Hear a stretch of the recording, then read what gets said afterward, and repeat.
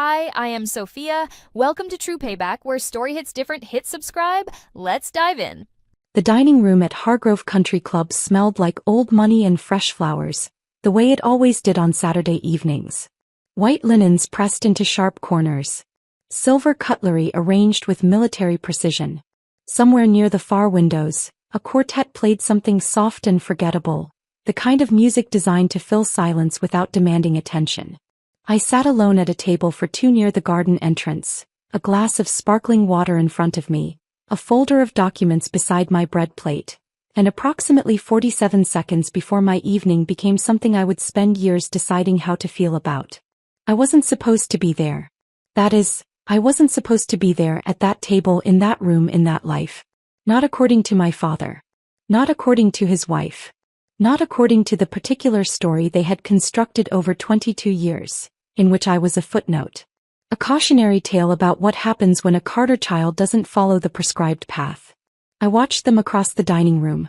Dad, Raymond Carter, 61 years old, silver-templed, wearing the blue blazer he reserved for occasions he considered important.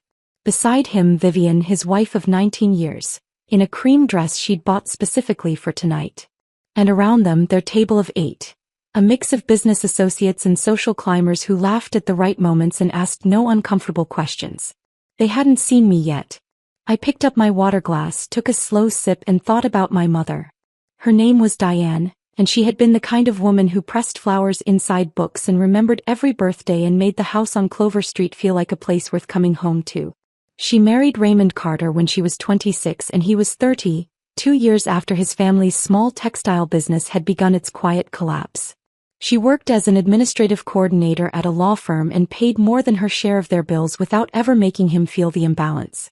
They had me, Elena, in the 3rd year of their marriage. My mother used to say that the problem with Raymond Carter wasn't that he was cruel. It was that he had a very precise idea of the kind of life he deserved, and anyone who complicated that vision became over time invisible. When his business failed entirely, he didn't collapse. He recalibrated. He found consulting work. He joined boards. He networked with the energy of a man rewriting his own history. And somewhere in that process he found Vivienne Holloway, whose family had a name in this city and whose social circle included exactly the kind of people Raymond believed he should have known all along. He and my mother divorced when I was 11. I remember the day she sat me down at the kitchen table, hands folded, eyes dry in a way that cost her, and said, "Your father is going to build a different kind of life. You and I are going to build ours." We did. She worked. I studied. She sacrificed things I only understood later. Vacations deferred, clothes kept past their usefulness, a savings account that she fed $20 at a time because 20 was what she had. She made sure I had tutors when I needed them and college prep when the time came, and a sense of my own worth that had nothing to do with the Hargrove Country Club or Raymond Carter's revised social calendar. She died the spring of my first year of business school. Aneurysm. No warning. There one morning, gone by afternoon. I finished my degree anyway. That was the only thing I knew to do with grief that size. My father remarried Vivienne 8 months after the divorce was finalized. Fast enough that my mother never said anything about it directly, but slow enough that he could maintain technically that the timeline was respectable. Vivienne was not a cruel woman in the dramatic sense. She didn't shout. She didn't make scenes. She operated through a kind of refined dismissal. The arched brow, the redirected conversation, the silence that followed my contributions at family dinners that suggested my words had arrived from a foreign language no one at the table spoke. She had 2 sons from her first marriage, Marcus and Drew, both of whom had absorbed their mother's social calculus with impressive efficiency. Marcus worked in finance, drove a car he'd leased beyond his means, and corrected people's grammar at dinner parties. Drew had never held a job for more than 14 months but maintained a busy social schedule and was perpetually on the verge of a breakthrough that kept not arriving. Neither of them had ever asked me a single question about my life that wasn't rhetorical. My father, for his part, occupied the complex middle ground of men who love their children in theory while finding them inconvenient in practice. He sent birthday cards until I turned 25, then stopped. He mentioned me at gatherings when it was useful and omitted me when it wasn't. He had a photograph of the 2 of us from my high school graduation on his office credenza. I'd seen it once, during a visit he'd suggested and then visibly regretted, and I sometimes wondered whether it was there out of genuine sentiment or because it completed a narrative about fatherhood he needed to believe. He was not a monster. He was something more complicated than that. He was a man who had decided, incrementally and with full awareness, to choose comfort over effort, prestige over presence, and his second life over any obligation to his first. I had spent years being angry about it. Then I had spent years being sad. Then, somewhere around my 32nd birthday, I had arrived at something that wasn't quite acceptance but was functional enough to work with. I understood who he was. I had stopped needing him to be different. What I had not done, and this was important, was disappear.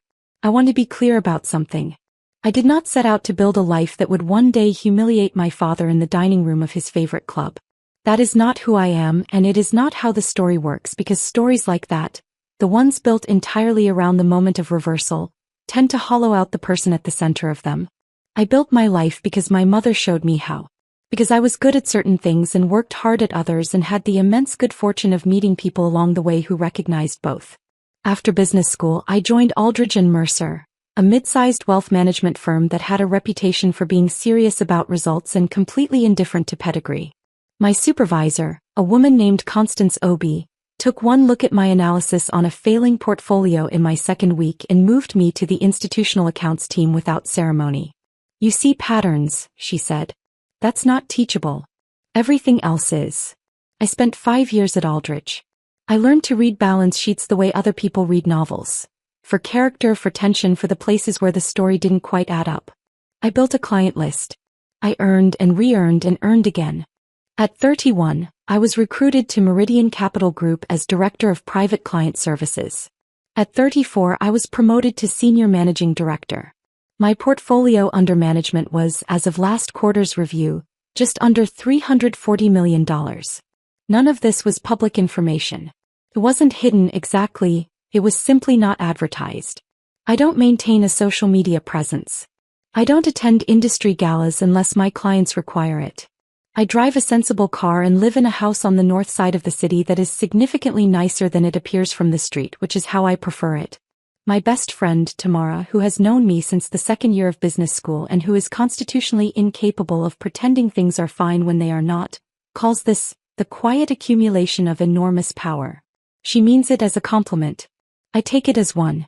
My daughter, Nadia, who is 7 and fiercely opinionated about the correct way to make oatmeal, has no idea her mother is someone that important people return calls to within the hour. She knows I work with money. She knows I take her to swimming lessons on Thursdays and that I make the best French toast in the observable universe. This is the correct amount for her to know right now. Her father, James, and I are no longer together. We ended things 3 years ago with the kind of mutual exhaustion that isn't anyone's fault and isn't nobody's fault either. He is a good man and a present father, and we have built, out of the wreckage of a marriage, a friendship that is more honest than the marriage was. He has Nadia every other weekend. He sends me articles he thinks I'd find interesting. Last month he texted me a photo of her at a school play wearing a construction paper crown and looking absolutely furious about it, and I laughed until I cried. This is my life. It is a full life. It is mine. The Hargrove Country Club sits on 14 acres of maintained grounds on the east side of the city, behind a stone gate that has been there since 1923. It has a dining room, a golf course, 2 tennis courts, a pool, and a members' lounge that smells permanently of leather and cedar. It also has a membership committee, which reviews all new applications and annual renewals, investigates complaints, and maintains the standards that Raymond Carter had not 40 minutes ago declared were not being met by my presence. 3 years ago, I was invited to join the committee by its outgoing chair, a retired federal judge named Harold Witherspoon, who had been a client of mine for 6 years and who said with characteristic directness that the committee needed at least one person under 60 who understands what the next 20 years actually look like. I accepted. I attended meetings. I did the work. After 18 months, when Harold stepped down, the committee voted me in as chair. My father had been a member of Hargrove for 11 years, joining after Vivienne's family sponsored him. His membership renewal came across my desk every January like clockwork. A standard form, a standard fee, a signature I provided without hesitation or commentary. I had never told him. There was no dramatic reason for this omission. It simply had not come up, and I had not gone out of my way to arrange a moment in which it would. I am not, despite what this story might suggest, a person who organizes my life around revelation scenes. I was here tonight because Tamara's husband, Gerald, was being honored by the club's foundation for his community development work.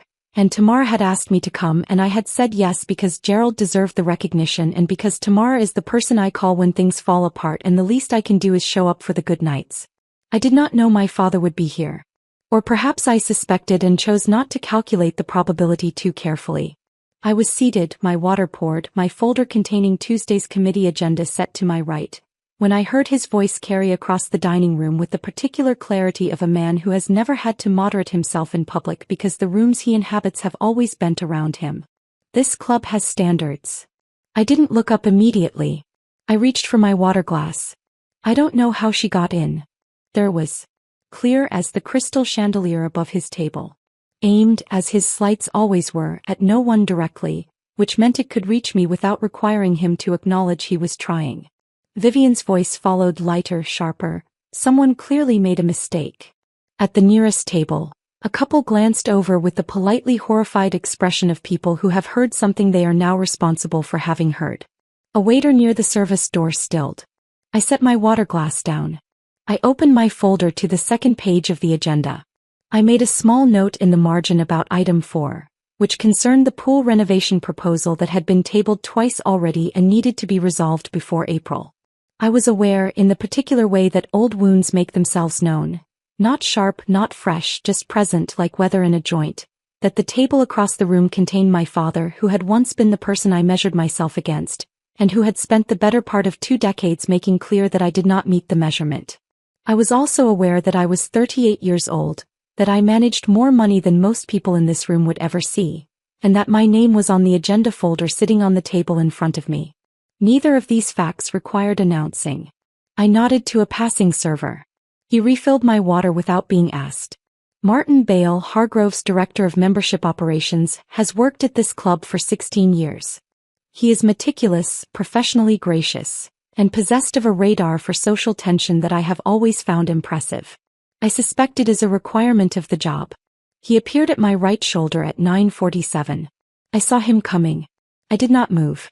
Miss Carter. His voice was pitched for our table, not the room. Your father's annual renewal is on your desk for final approval. Shall I hold it pending tonight or process as usual? The silence that followed was not dramatic in the cinematic sense. It was the specific, loaded silence of a room in which several people understood simultaneously that something had shifted. I heard my father's voice across the room. Not words at first. Just tone. The particular frequency of confusion. Then, final approval? Martin turned his head slightly. I did not. She chairs the membership committee, he said, with the careful neutrality of a man who has learned to deliver information without editorial. Has for 3 years. I looked up from my folder. Across the dining room, my father's hand was suspended halfway between the table and his wine glass. Vivienne's fingers had found his forearm. Her face was doing something complicated. The calculation happening in real time, the architecture of an evening she had constructed collapsing quietly at its foundation. I looked at Martin. Process as usual, I said. And please send my compliments to the kitchen. The salmon tonight was excellent. He nodded once, precisely, and withdrew.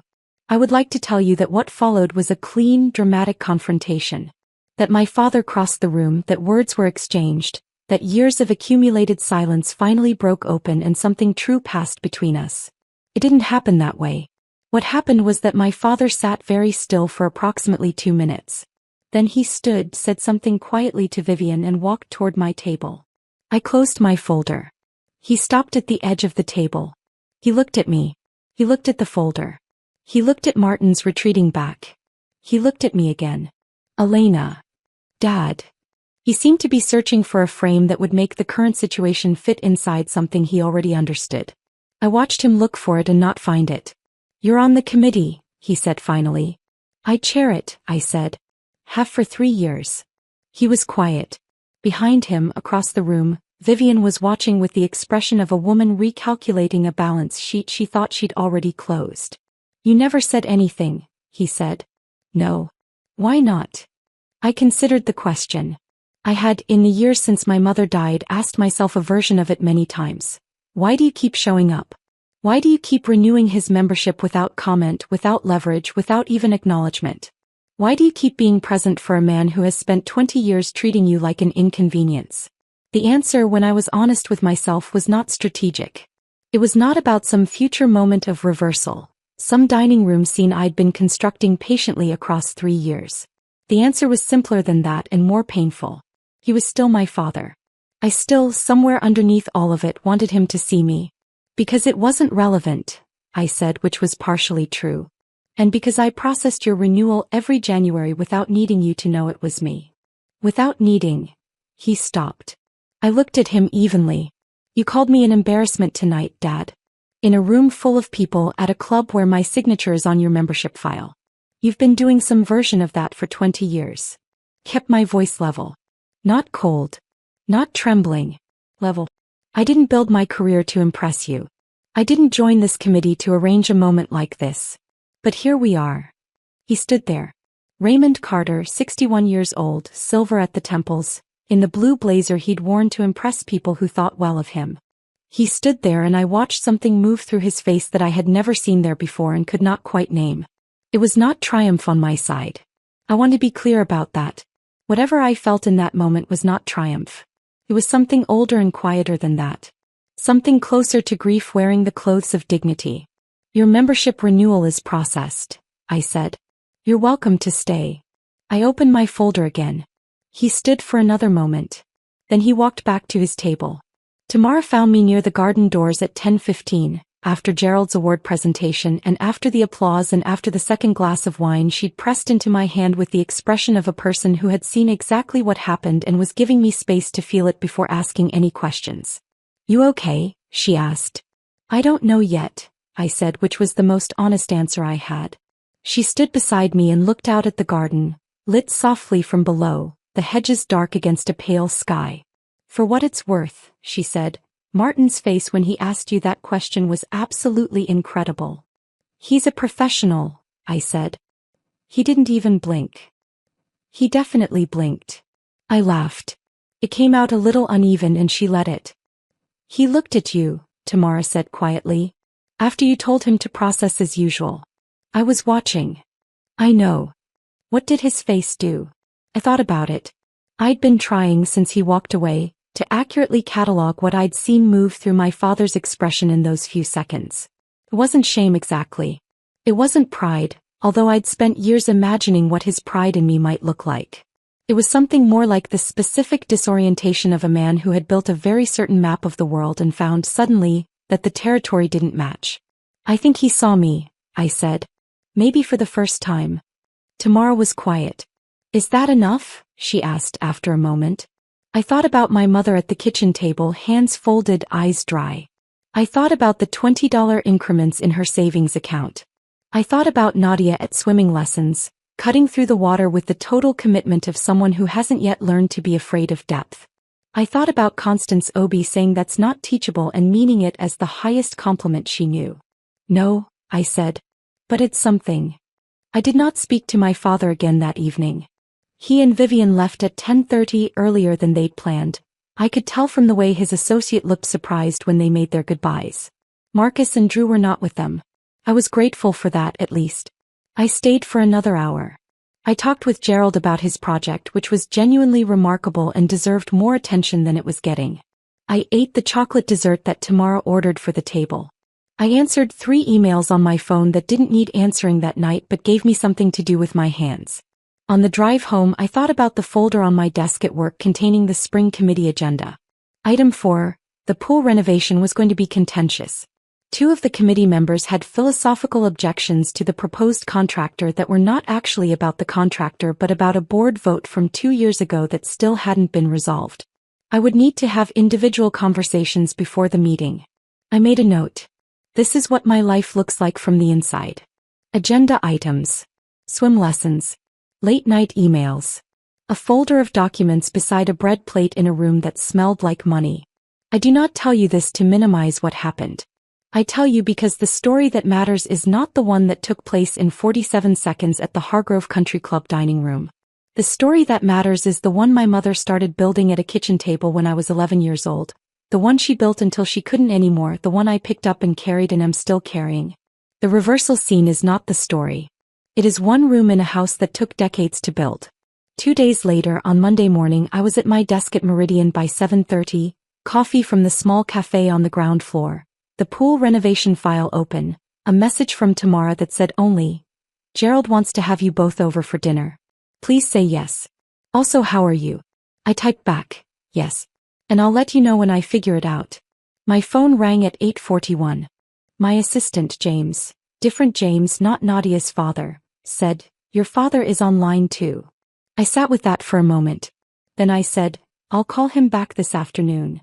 I put the phone down and returned to the pool renovation file. I did call him back.